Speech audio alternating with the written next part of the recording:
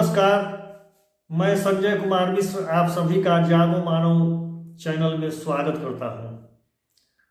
आज आप लोगों को एक कहानी सुनाता हूं। महाराष्ट्र के किसी मंदिर में एक संत रहते थे, उनका नाम था एकनाथ।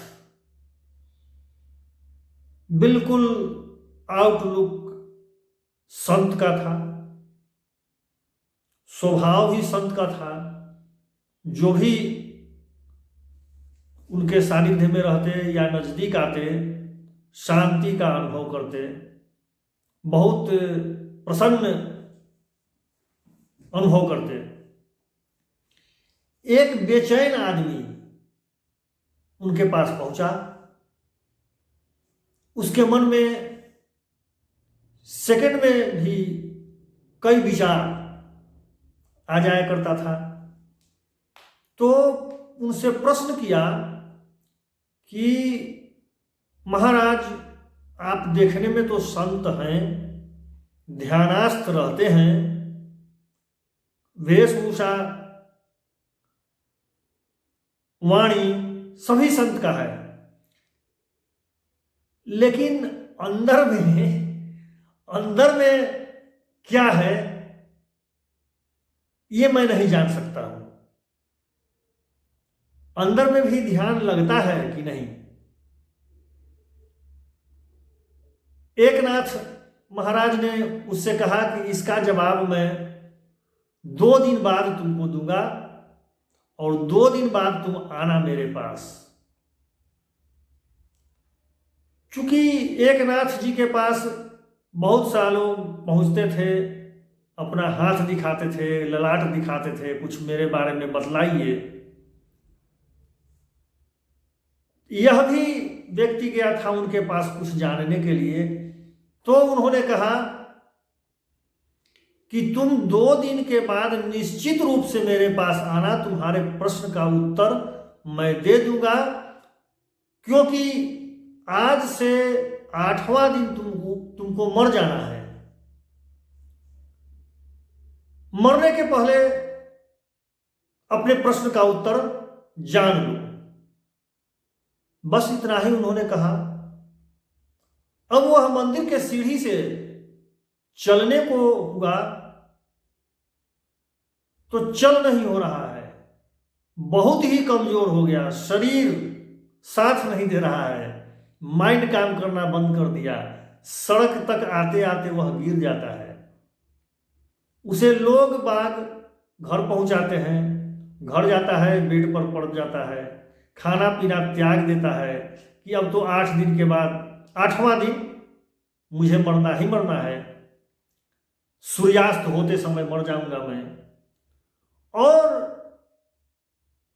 यही सोच में फिर उसके मन में किसी तरह का कोई न संपत्ति का बखेड़ा था, न परिवार का बखेड़ा था, मोह माया का सारा जंजाल छूट गया था। उसको दिखाई पड़ता था 8वां दिन सूर्यास्त और उस समय घटित होने वाली घटना मृत्यु। 2 दिन बीत गया। 2 दिन के बाद उसके प्रश्न का उत्तर मिलना था। वो जानकर क्या करे, अब तो मरना है 8वां दिन। प्रश्न का उत्तर नहीं भी मिले तो कोई बात नहीं। संत एकनाथ जो इसे बतलाए थे कि 8वां दिन तुम मर जाएगा, समय से पहले 7वां दिन ही उसके घर पहुंच गए। देखे कि ये तो मरणासन्न है। बोले, बालक तुम तो आया नहीं, तुम्हारे प्रश्न का उत्तर तो मैं दे नहीं सका, इसलिए उत्तर देने आ गया हूं। तुम कल 6 बजे सूर्यास्त के समय मरेगा नहीं, ये तुम्हारे प्रश्नों का उत्तर था। तुम बताओ कि इन 7 दिनों में क्या सोचा, क्या क्या पाया, कौन कौन से विचार तुम्हारे मन में आ रहे थे। तो उसके मन में तो कोई विचार नहीं, एक ही विचार था। प्रश्न का उत्तर उसको मिल गया। यानी जितना बड़ा विश्वास होगा विश्वास जितना गहरा होगा उसका परिणाम, उसका प्रतिफल उसी परिणाम में मिलेगा।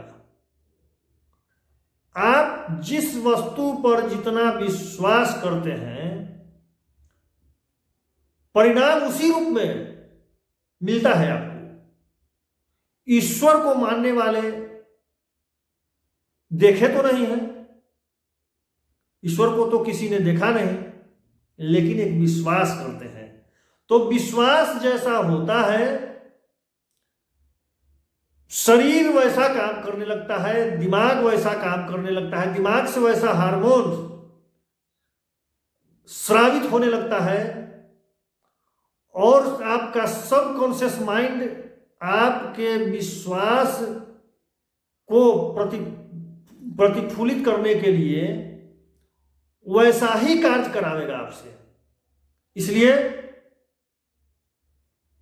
किसी भी सकारात्मक विश्वास को आप बना लें और उसका परिणाम निश्चित ही मिलेगा। यह है विश्वास की शक्ति। ध्यान, ध्यान के लिए भी वही जरूरी है बात। ईश्वर को पाने के लिए जो मरण और जीवन का प्रश्न खड़ा हो जाएगा, कुछ नहीं रहेगा। मोह माया का जो जकड़ा हुआ जंजाल है वह टूट जाएगा। एक ही बात रहेगी मन में, तो ईश्वर साक्षात दिखलाई पड़े या नहीं, लेकिन ईश्वर के होने की अनुभूति और उस ईश्वर के साक्षात्कार से जो परिणाम मिल सकता है वह निश्चित मिलेगा। यह मेरा अपना अनुभव है।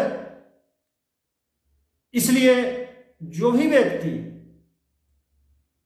कुछ अपना लक्ष्य तैयार किए हैं तो उस पर विश्वास करें, अपने ऊपर विश्वास करें कि मैं इस लक्ष्य को प्राप्त कर लूंगा और उस ओर कार्यरत रहें, कार्य करते रहें, निरंतर कार्य करते रहें। तब तक करें जब तक कि आपका अवचेतन मन उसे एडॉप्ट नहीं कर ले, ग्रहण नहीं कर ले। इसलिए कि अवचेतन मन की शक्ति 90% है और चेतन मन की शक्ति 10% है। हम लोग चेतना में 10% ही कार्य करते हैं और अवचेतन मन से ही सारा कार्य होते रहता है। धन्यवाद। आज का वीडियो इतना ही। फिर मिलते हैं अगले वीडियो में। आपसे आग्रह है कि मेरा चैनल सब्सक्राइब कीजिए और अच्छा लगे तो कुछ कमेंट भी किया कीजिए।